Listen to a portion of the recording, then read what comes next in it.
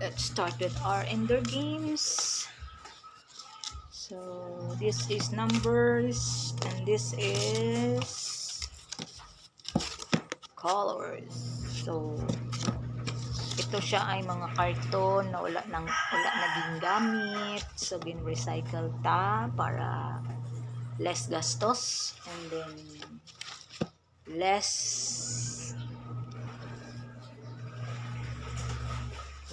gastos talaga. So this one, ito less gastos din para sa ating indoor games. So ganahan ang mga bata sini gamitan ta sang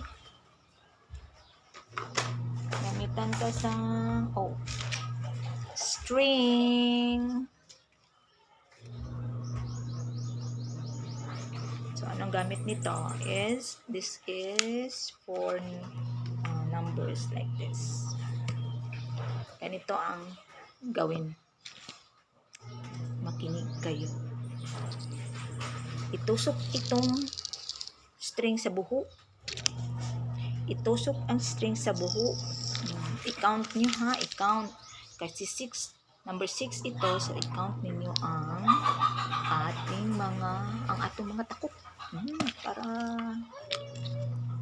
Para nami. So, tapusin natin ito para masaya ang buhay. So, linisan muna natin ito para hindi magsangit-sangit yung ating mga taklog, mga takop sa itong mga ito yan. Ito din ay recycle. Puluton nyo lang na sa gilid-gilid. Damo na kamo makita. So, damo na kami mahimo sini. Para hindi ta sige bakal. Indoor games ito, pwede din table games. Yan. Kasi wala kami pambili ng mga toys na mga mamahalin. So dito tayo sa mga recycled materials tayo, mga dye. Diba dye? So dito tayo sa mga recycled. Yan. Dali lang ito. Dapat maging tawag dito, dapat maging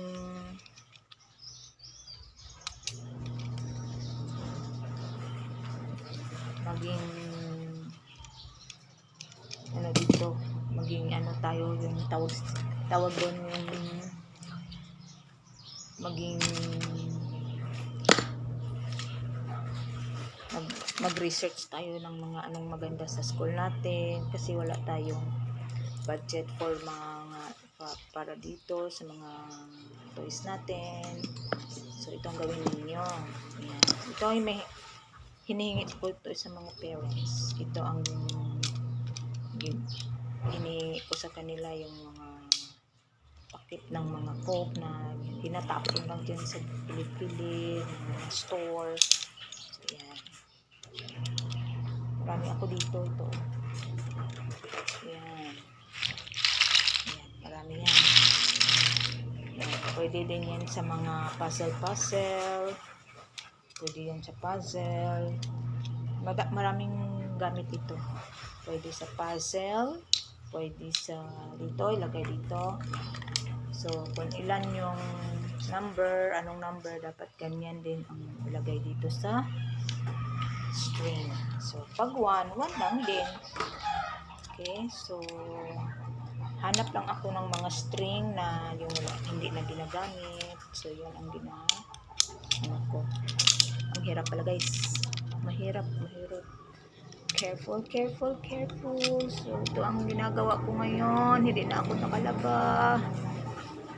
Okay, bayin ang mga labahan diha. Habang bayin ang labunon kay labar na nag-iyaha. Charot lang guys.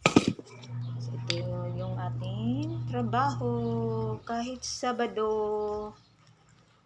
Ayan, Sabado. Overtime tayo. So, marami na akong ginagawa doon. Marami na akong pang indoor games. Okay, so outdoor games. Pwede na din ito pang outdoor games, pang ano ito, pang games ng mga bata. Pang contest. Sino yung mauna maglagay ng 10 pieces na ganito, so siyang panalo. So, pwede na ito pang teamwork. Pwede ito pang teamwork. Biliganay sila kung sino ang mauna sa ilang team ang mauna matapos. So, okay. So, ganyan lang kadali. Kasi wala tayong budget pambili ng mga toys. So, ito na lang. Marami kang magawa dito. So, thank you doon sa nakita ko na ano sa YouTube. Nagka-idea ako at and then yung ganito na mga carton na wala nang gamit. So, bibili pa ako ng string para malagyan ko ito.